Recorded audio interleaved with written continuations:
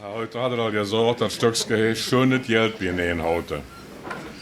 Jeder weiß, dass die Selbstständige früher lieber für sich solche Dinge statt die Klärve oder Geld für die Krankenkasse bezahlen.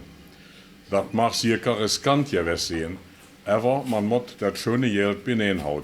Das verlangt auch eine Menge Mumm. Dafür kann man sich dann einfach ordentlich jetzt gönnen oder leisten.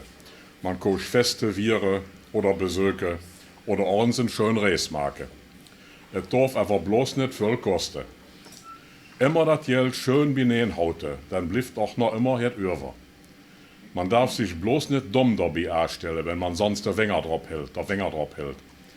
Wie es Böker machen, ist allmänje in Bedrängnis gekommen.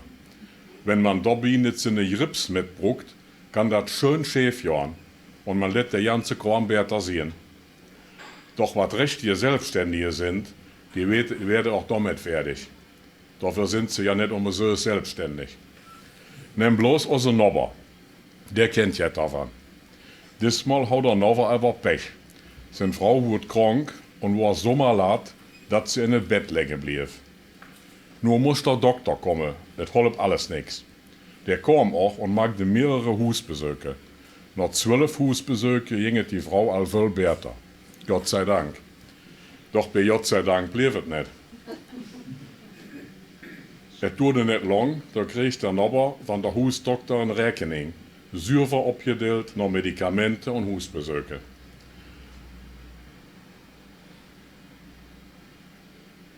Ob die Rechnung stehen abgeführt, 12 Husbesuche 360 €. Medizin 38 €, Bienen 398 €. Da kann man an und für sich nichts denken sagen. Aber jetzt soll unser selbstständige Nobber die Rechnung auch bezahlen.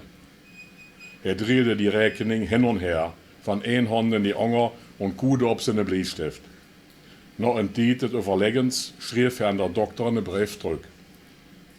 Er schrieb, die Medizinkosten von 38 € bezahle ich. Das Geld ist in der Briefumschlag.